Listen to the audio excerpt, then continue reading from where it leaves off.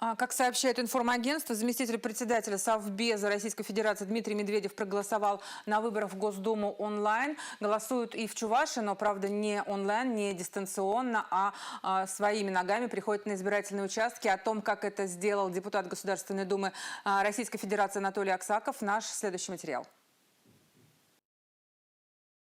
Все, исторический акт состоялся. Справедливость должна восторжествовать. Анатолий Геннадьевич говорит, что отдал свой голос за тех, кто действительно достоин представлять Чувашскую республику в Государственной Думе и кто сможет внести свой вклад в развитие Чувашии, работая в Государственном совете региона.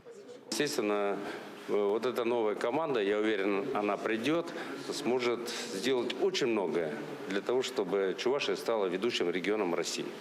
2 дня уже позади. До конца голосования осталось несколько часов. И команда, которая определится по итогам выборов, в скором времени начнет свою работу. Екатерина Никитко, Георгий Кривошеин, Республика.